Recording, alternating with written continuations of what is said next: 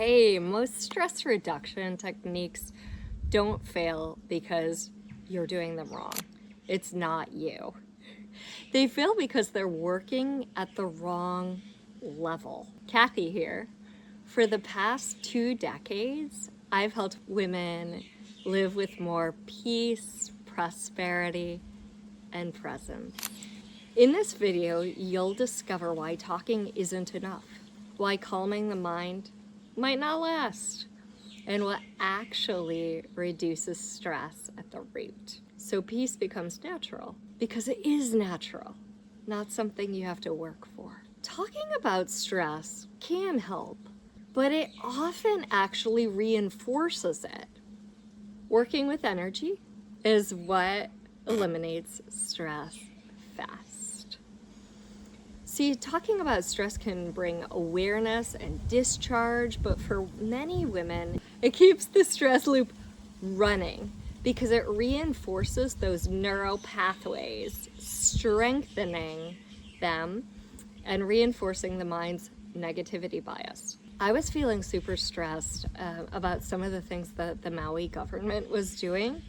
And I've known all the techniques for years. I've taught them to corporations, and breathing, grounding, reframing, you name it, but nothing was working. And then one of my mentors asked me a simple question and it changed everything.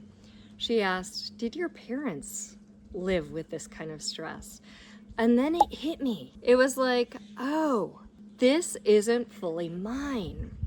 So I did a 60-second energetic process, and that anxiety that I'd been holding just vanished. It was like less than a minute, and it was resolved.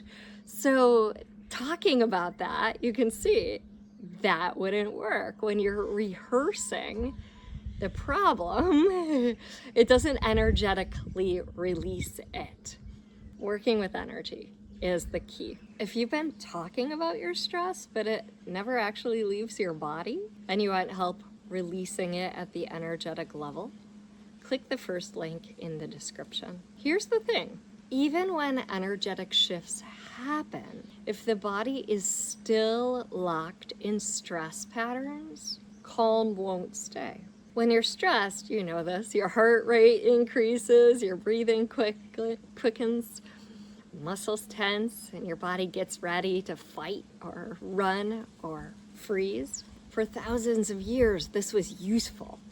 Your physiology was designed to move when there's a perceived threat, not sit still and think positively. Trying to calm stress without moving is like revving a car engine without going anywhere, not shifting the gear. The energy has nowhere to go, so it stays stuck. So movement helps for 2 reasons. First, it discharges those stress hormones, adrenaline, cortisol, and boosts neurochemicals that support resilience and positive mood. Second, it brings your awareness out of the mind and catastrophizing. Stress lives in the future often, right? We're thinking negatively about something that might happen, and brings your mind back to the present, back to the effort, back to the movement. Where safety exists is in the present. But even with that energy and movement, stress will keep returning if the beliefs underneath it stay unexamined. You see, stress is maintained by beliefs, and it's not to limit you, it's actually to protect you. Your mind is trying to protect you. Most people never go beneath the feeling of, contraction into the belief that's generating it. Stressful thoughts are not trying to harm you, they're trying to keep you safe, which is a good thing. One of my clients, Sarah, was going through a difficult divorce.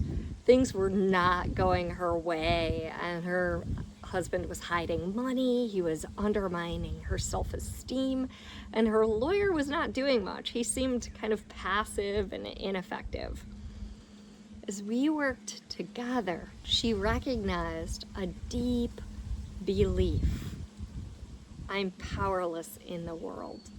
That belief was driving her stress, not the circumstances themselves. Once we addressed it, she was able to reclaim her voice and her power. She advocated for herself. Her lawyer became effective, and the situation resolved in a way that felt aligned and empowering. The lesson here is that your mind is always trying to protect you. To create a bigger life, however, and to have a relaxed nervous system, you have to uproot those beliefs that certain things are unsafe, like speaking up for yourself, or that you're not enough to get your needs met. These beliefs often come from core wounds, like long ago in childhood. And once they're identified and we work with effective processes, stress releases with surprising ease. It ripples out in different areas of your life. It's really important to examine and shift the beliefs creating the stress rather than just managing symptoms. If you're noticing that stress keeps repeating and returning no matter what you try, and you want some help with that, getting to the root of it, just click the link in the first description.